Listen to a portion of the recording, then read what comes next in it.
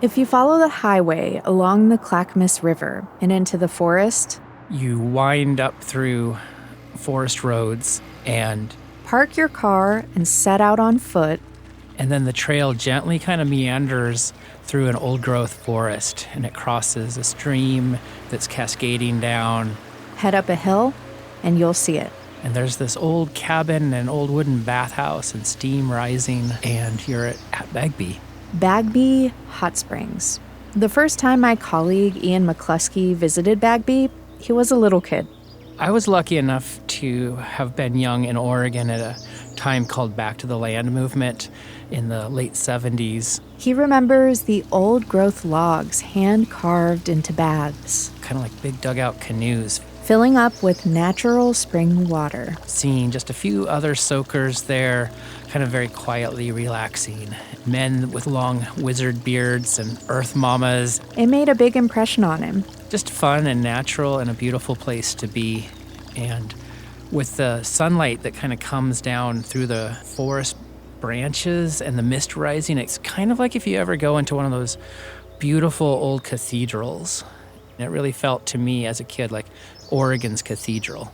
When Ian set out to make a documentary for Oregon Field Guide about Bagby Hot Springs, he met a lot of other people who love it as much as he does.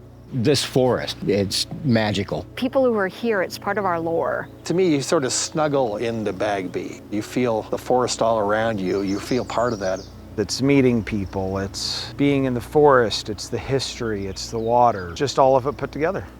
But for all its specialness to Oregonians, this beloved Oregon place is also complicated. It's peaceful until you introduce the human element.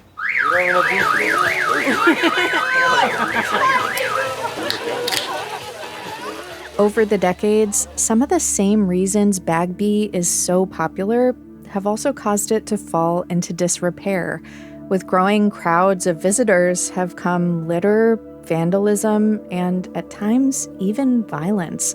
More than once since Ian felt that childhood magic of Bagby, the site has been heavily damaged. It's like an explosion of destruction. The hot water, the cold water, the tubs, the bathhouse, almost nothing left that's salvageable. In 2023, like in years past, a team of volunteers returned to a damaged Bagby to restore it once more and help keep a place they love alive. But the question remains, will it stick? From the Gert Boyle Studio, I'm Jen Chavez, and this is The Evergreen, a podcast from OPB about the place you call home. For many, love of natural spaces is part of being an Oregonian. But how do we love a place without loving it to death? How do we come to terms with the impact our presence has on the places we feel so connected to? How do we break the cycle of repair, disrepair, and repair again? And is it possible to save places like Bagby Hot Springs for good? It's a story of this idea of Oregon and how we get outdoors and how we commune with nature, how we treat Oregon and how we treat each other. To tell the story of Bagby Hot Springs, we have to go back, like way, way back. Rainwater will go down very deep into the ground and be heated by magma tens of thousands of feet deep. Jeff Birkby is a hot springs geothermal expert. And then it finds another crack to come back up to the surface and can emerge as a hot springs. It can take thousands of years to complete the cycle. So that's one of the reasons why the water of hot springs are just so rich in earth minerals. And it's kind of interesting to be soaking in a hot springs and think this water was rainfall 1,000 years ago. And people have been tapping into the curative qualities of mineral-rich hot spring water since time immemorial. A lot of hot springs have stories of the Native Americans bathing their elderly tribal members in the hot water for arthritis and other things. So it was well known to the Native Americans. Then, a couple hundred years ago, white guys showed up and started staking a claim on things, including hot springs. One of them decided to name a certain hot springs after himself in the 1880s. A guy named Robert Bagby, who gave his name to the hot springs, but nothing else. In the late 1800s, hot springs in the Northwest were becoming tourist destinations. Some hot springs, like Hot Lake in eastern Oregon, were developed into fancy health spas in the style of sanatoriums back east and in Europe. There was something called the water cure. Catherine McNur is a professor of environmental history at Portland State University. Bathing in mineral waters to soothe bodies and to really think about pure water at a time when there's not a lot of pure water in cities. Bagby remained rustic. Bagby became a ranger outpost, and they built a cabin in 1913, and it was in an area of the Mount Hood National Forest where a lot of the rangers and fire lookout tower folks could have a soak. Then, during the Great Depression, when the Civilian Conservation Corps was building campgrounds and building trails and the iconic Timberline Lodge, they came to Bagby and built the bathhouse. even as it became better known, it was still a multi-day hike to get there. Until, in 1960, a new logging road meant you could get within a couple miles of the hot springs by car. In the 60s and 70s, a renewed interest in holistic wellness brought a new wave of visitors to Bagby. This was around when baby Ian discovered the hot springs. It's also when longtime volunteer Larry Miller first found Bagby. I fell in love with this place in '74. This old growth, magnificent forest. The green and the water and the wood of the building, just like going to church. There is a long thread of finding spiritualism in the wilderness. The fact that you could go outside of your community and find connection to nature and somehow understand God or understand a connection that was larger than yourself. But the 70s were also when Bagby's troubles seemed to begin. Oregon's population grew rapidly, bringing more visitors from metro areas. The issue attracted the attention of none other than Oregon Public Broadcasting. But as the number of people who enjoyed Bagby grew, so did the problems. Because it is a remote area, vandalism has taken its toll. OPB's first report on Bagby in the early 80s followed a ragtag group of volunteers called the Friends of Bagby that worked together to restore the historic bathhouse and hand-carved tubs when a fire started by a candle burned it down in 1979. The group also plans to have someone on the site at all times to prevent vandalism in the future. At the time, a forest ranger optimistically told OPB, Hopefully we will start a whole new era.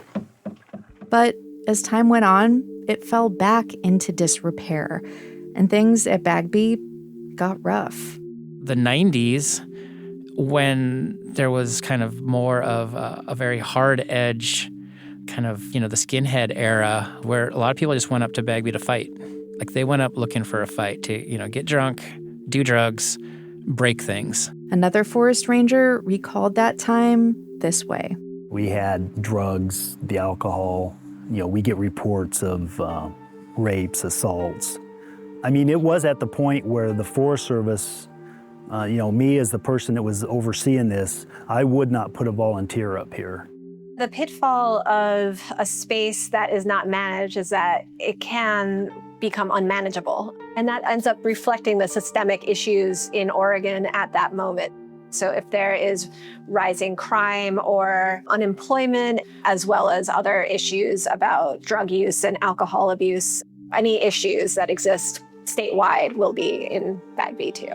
It wasn't all bad, though. Even in those years, new people discovered the magic of the hot springs, and even love, like Mike Rezavi.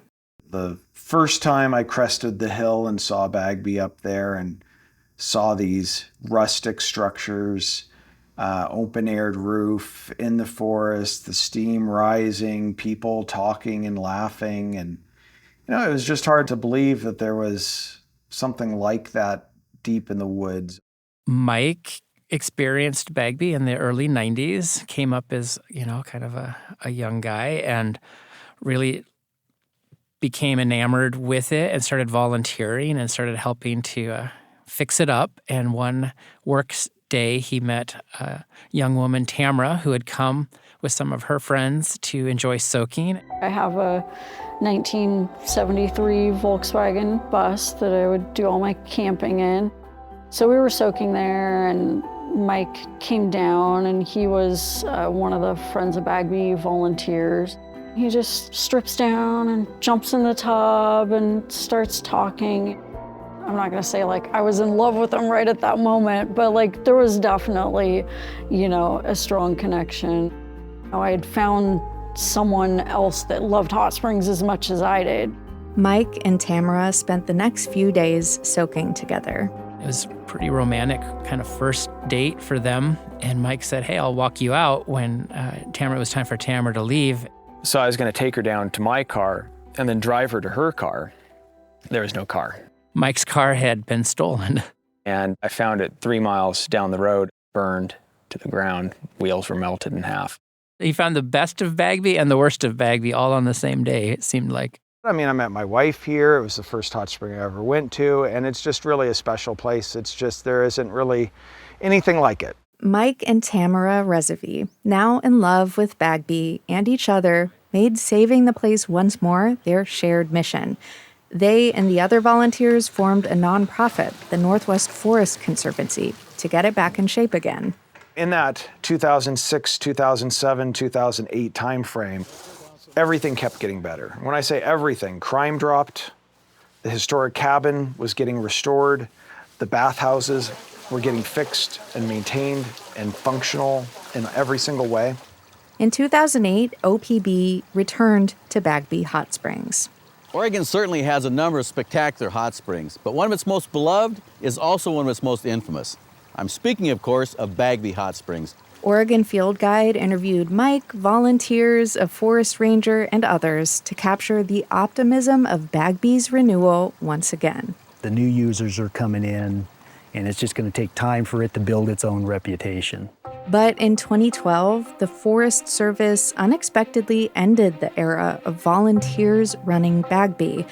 A for-profit company from California signed a 10-year permit to run Bagby and all the campgrounds in the Mount Hood National Forest.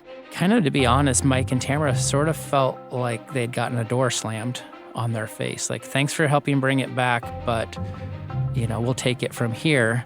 And they felt totally disempowered, disenfranchised from helping Bagby. And so they kind of had to turn their back on it and walk away. But after all, Ian says, Mike and Tamara are Hot Springs people. Remember Hot Lake, the Eastern Oregon hot springs that became a luxurious sanatorium in the late 1800s? Well, the site was much worse for wear, but still around. The Rezavis headed east and turned their attention to a new project. And all that energy of restoration and all that love of hot springs went into bringing that place back. That could have been the end of their Bagby story. But fast forward 10 years. And the management of Bagby had not worked out, and Bagby was suffering from the exact same problems that it had been suffering from. And the Forest Service was like, we need some new ideas. We need a new chapter here. And Mike was like, well, I've got some ideas. I knew that there was no talking Mike out of it. And I love Bagby too, but I was on the more realistic side of like, how are we gonna do this? And he was just, we'll figure it out. Now, Mike and Tamara have a 20-year permit to manage Bagby, and so they're back. I guess you can take the people out of the hot springs, but you can't take the hot springs out of the hot springs people. We've visited hot springs in Oregon, Idaho, Washington, Utah, Colorado, California, and Puerto Rico, Hawaii, Costa Rica, and most recently New Zealand and Australia. I will soak in any hot water that I can physically get in. It was around this time that Ian and Oregon Field Guide came back into the picture. As a storyteller, as a documentarian, I love people who love things passionately, because that's what I love to tell, is love stories about people who love what they love. But he knew this story had to be different than the ones OPB told 20 years ago and 20 years before that. It was bigger, more complicated. and brought up more questions than answers. Coming up after a break, what he found at Bagby Hot Springs and what its future may or may not hold.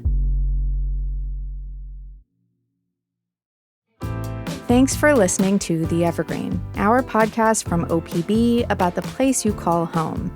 If you like what you hear, subscribe to us on your favorite podcast app, and we'll bring you a new story about the people and places that make the Pacific Northwest what it is every Monday morning. You can also follow OPB on Instagram at OPB, or follow me directly at Jen Chavez OPB. That's Jen with 2 N's, and I'll keep you posted on everything Team Evergreen is up to. And remember, this episode about Bagby Hot Springs and all the great OPB reporting and storytelling you hear on this show is made possible by many thousands of OPB members. Support our journalism by becoming an OPB sustaining member today at opb.org/pod. And now, back to the forest. When Ian started out telling a story about a place he loves so much, he thought it would be relatively simple. I started the story with a lot of hope, with a lot of go volunteers. This is the kind of story I like to embrace. Average Oregonians doing work to protect the natural land and areas and heritage. But when he discovered OPB's previous reports on Bagby, he noticed something. The strange thing was as I was going through the old stories, it's like deja vu, even down to almost the exact shots. I was watching a shot from 1983 of some guys with a chainsaw cutting logs to build a fence around the hot springs. And then in 2008, I saw almost the identical shot. And then we had filmed almost the identical shot. And a larger theme of it's coming back. Each story ended on the same note of optimism. Bagby is being saved. Beginning, middle, end. But a question began to gnaw at him. Is it? I realized it's just more than fixing buildings and picking up trash. That those are the symptoms of something deeper. And what's deeper is the social view of how we respect hot springs or don't respect them, how we treat hot springs, what hot springs even mean culturally.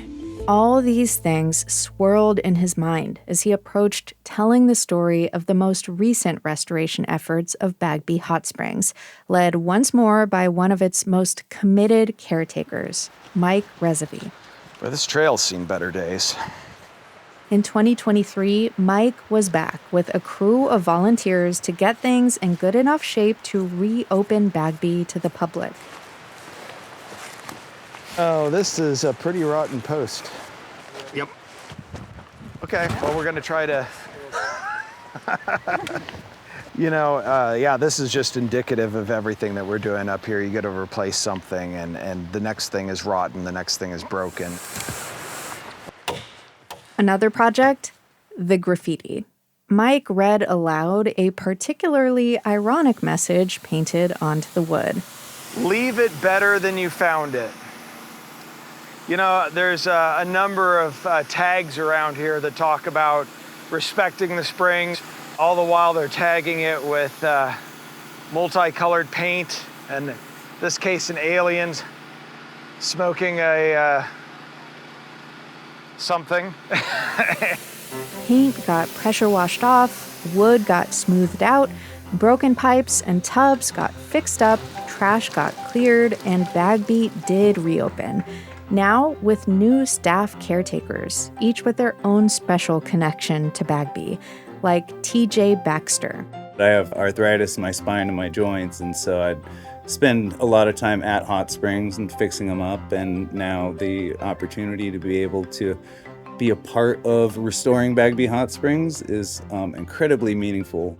Mona Pearson is another new caretaker. She was introduced to Bagby by a close friend of hers. We sat in that tub, me and her, and talked about all the things, and her name was Loa. She died a few months later, and she taught me so much up here.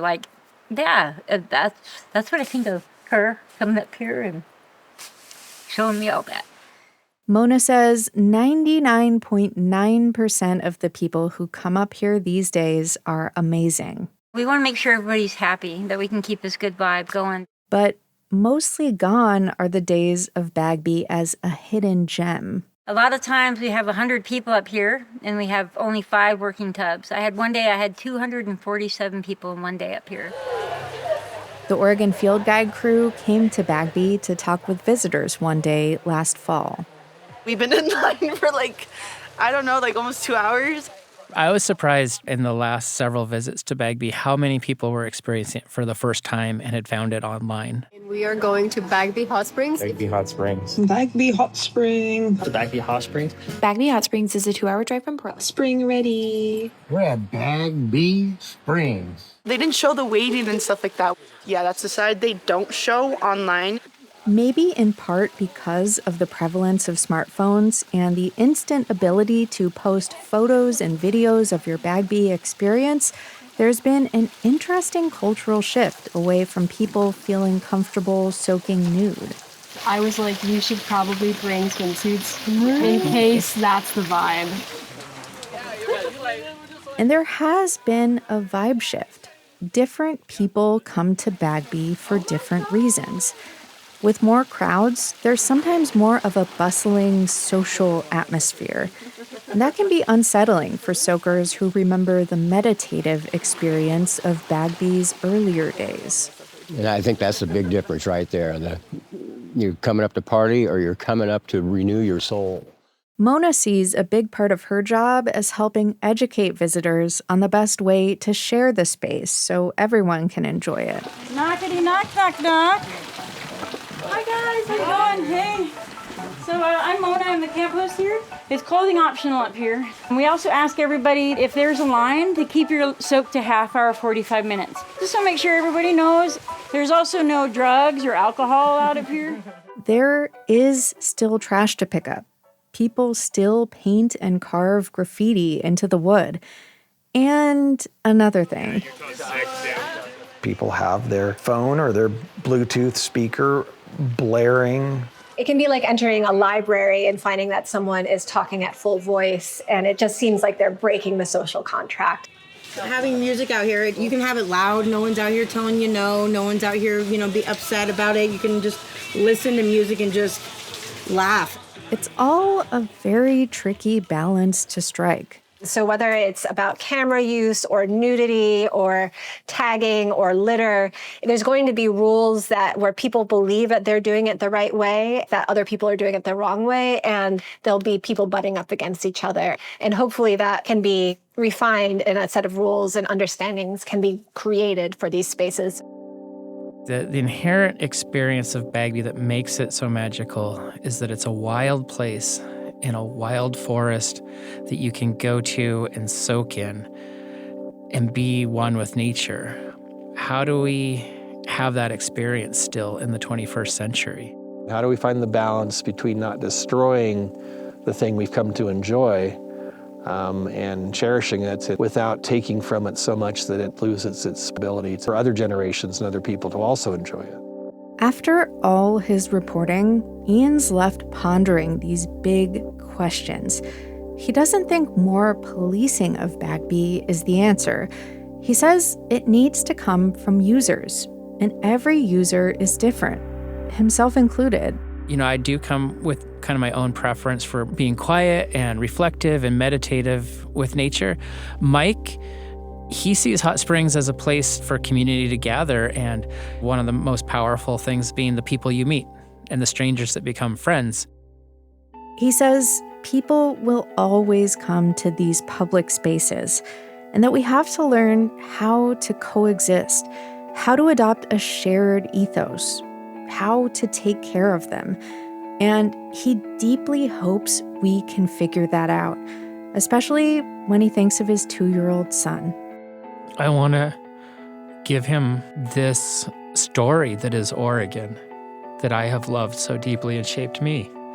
And that story is Mount Hood, the Columbia River Gorge, the beaches of Oregon, the high desert of Oregon. And I don't know what Bagby will be when he's my age, when I'm dead and gone. But I hope if Bagby isn't restored, I hope there's at least some places left in Oregon that are like that are wild. So maybe this story doesn't quite end with an ending. That same line about how Bagby is saved. But as Mona says, it could be, maybe. If you can love being here enough to care for it so people can see it the way it needs to be seen, then yeah, this place could really make it. In people like Mona and TJ and Mike and Tamara, Ian sees a determination not to let Bagby go away. And he hopes the next generation and the next after that has the opportunity to continue that work. Ultimately, Bagby's still there. Underneath the trash and the graffiti, this ancient water still comes up and you can still soak in it, and it feels velvety on your skin. You can hear the birds and the trees, and the mist rises and the sun comes down filtering in rays. It's still all there if we can find it. So in the end, despite all the open questions, I do think this is a love story about people who love what they love. What they love is Bagby Hot Springs and what it means to them. And they love it so much, they won't stop trying to keep it alive. Ian McCluskey's Oregon Field Guide documentary, Bagby Hot Springs, Ruin and Redemption, is coming soon. Watch it on March 19th at opb.org. How do you feel about Bagby Hot Springs? What does it mean to you? If you have thoughts or memories, we'd love to hear them. Send us an email at theevergreen@opb.org. Thank you for listening to The Evergreen, our podcast from OPB about the place you call home.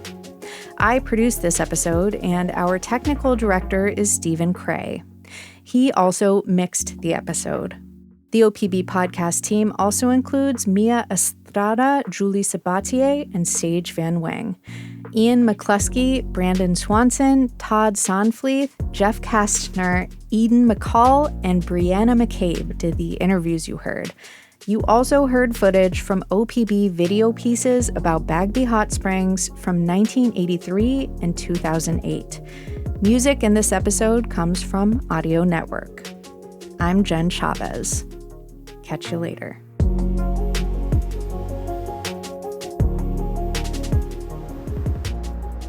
I was here 2 summers ago, totally private, no one around, and most of all, it has this otherworldly peacefulness about it.